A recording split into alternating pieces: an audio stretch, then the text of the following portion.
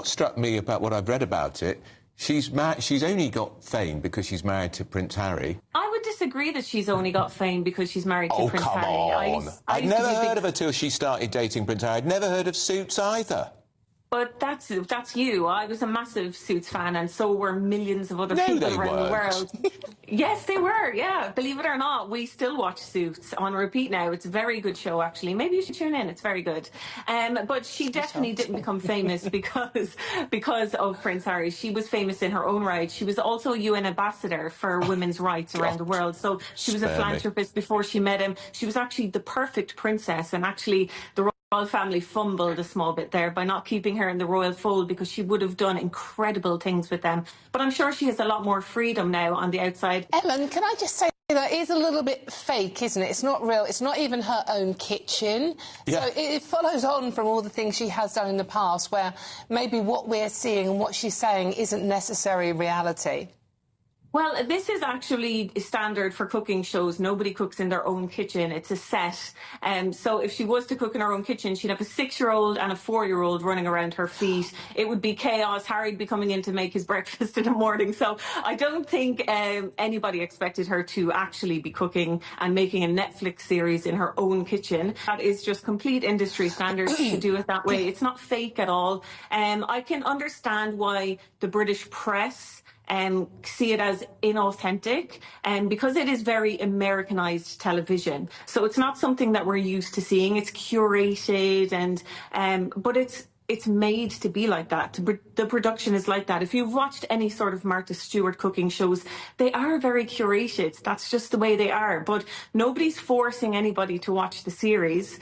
She's put it out there for people who like her, fans. And if you go by the last series, it's got 5.4 million viewers in its first week. It was the top of 5 Netflix show for half of 2025. So regardless what the British press think of Meghan and think of her shows, the viewing figures do not lie. As the illustrious Ellen Coughlan once stated, regardless of what the British press thinks of Meghan, the viewing figures do not lie. This sentiment cuts to the heart of our topic today, the power of public opinion. In an age where the press often appears to hold the megaphone, it's easy to forget that the true power lies not in the hands of journalists, but in the minds and hearts of the viewing public. The public, after all, are the consumers of the media, and without their attention, the media would hold no sway. Take, for example, the high viewing figures for Meghan Sussex's projects. Despite the relentless criticism and scrutiny from the press, the public has shown time and time again that they are interested in what she has to say in the stories she wants to tell. The numbers do not lie. This is not a scenario unique to Meghan Sussex. We see it mirrored in many aspects of popular culture. Artists, creators, and personalities who face a barrage of negative press yet continue to thrive because the public sees something in them that resonates, something that the press may overlook or choose to ignore. It is perhaps a reminder that the press and the public do not always share the same perspective.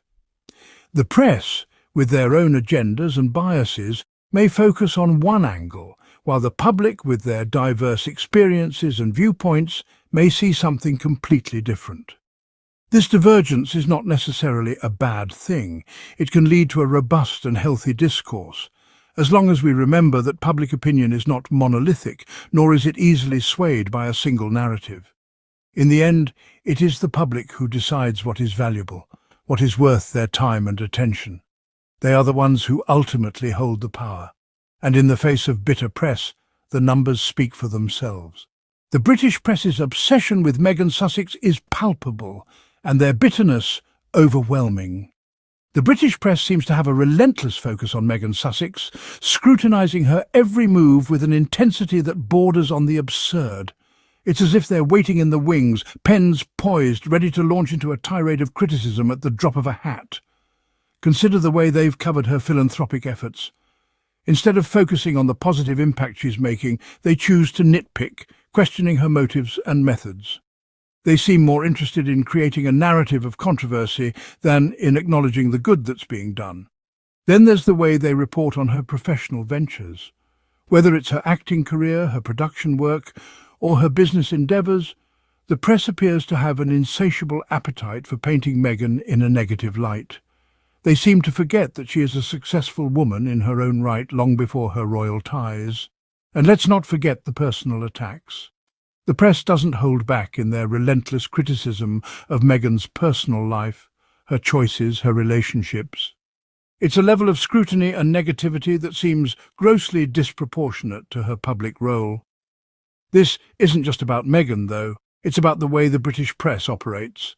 It's about the way they feed on controversy, the way they stoke the fires of public opinion, the way they seem to take pleasure in tearing down those in the public eye.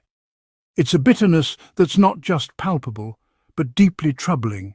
It's a bitterness that fuels division, that breeds resentment, that distracts from the real issues at hand.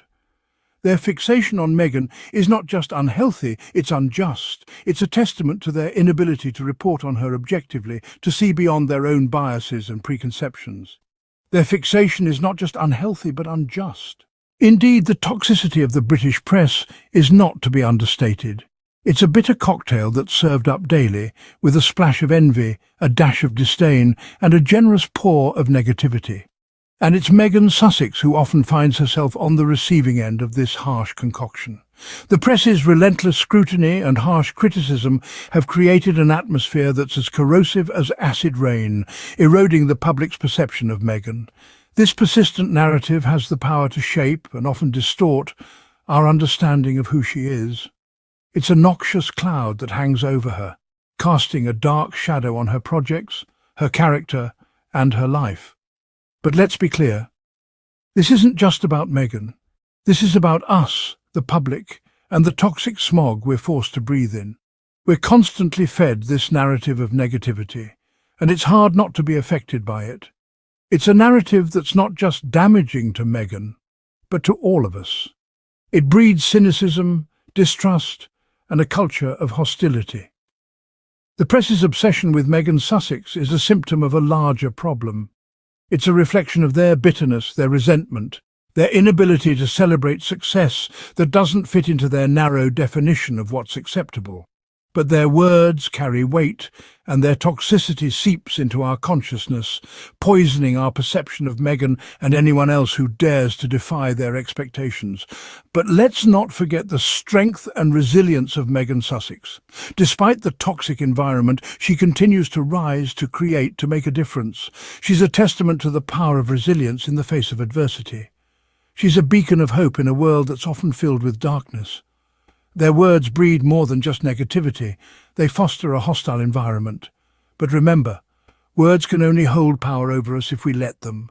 Let's choose to see beyond the toxicity, to recognise the strength and determination of Meghan Sussex, and to celebrate her success.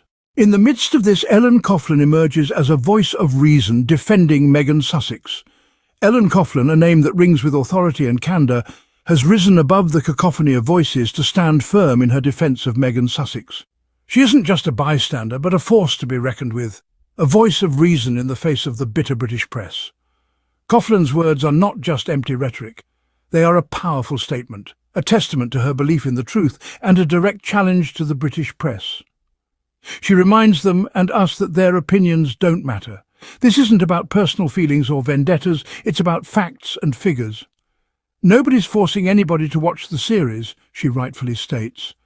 And she's correct, the viewing figures do not lie. The British press may have their thoughts on Meghan and her projects, but ultimately it's the viewers who decide. The audience isn't swayed by the press's incessant bitterness, and the numbers are a clear indication of this. Meghan's work speaks for itself, and the public's response speaks even louder. Coughlan's defence of Meghan is not just an act of defiance against the British press, but a clear appreciation of Meghan's talent and her contributions. She acknowledges the value of Meghan's work, and in doing so she stands up against the press's relentless pursuit to tarnish Meghan's image. Coughlan is not just a defender of Meghan Sussex, but a champion of truth and reason. Her powerful statement serves as a reminder that the bitter British press does not have the final say. The viewing figures, the public's response, and the undeniable talent of Meghan Sussex are the true judges. Through her words, Coughlan has not only defended Meghan Sussex, but has also exposed the toxicity of the British press. She has shown us that the truth is not always what is presented to us, but what lies beneath the surface. She is a beacon of truth in a sea of distorted narratives. But it is not enough to simply recognise the problem, we must act. The power to change the narrative lies with us. We have the ability to show our support for Meghan Sussex by actively engaging with her projects and spreading positivity about her. Instead of focusing on the toxic negativity that the British press perpetuates, we should turn our attention to the incredible work Meghan has accomplished. This is not about blind adoration, but rather about recognising her talent, her passion, and her contribution to the world of entertainment. Remember, every time we watch one of her shows, every time we share a positive comment about her work, we are making a statement. We are showing the British press that their bitterness does not define public opinion. We are showing them that their obsession with tearing down a talented woman is not shared by us. And let's not forget, the viewing figures speak volumes. They are the undeniable proof that Meghan's projects have a wide audience that appreciates her work. Each view is a vote of confidence, a show of support, a rebuttal to the bitterness of the British press. But we can do more.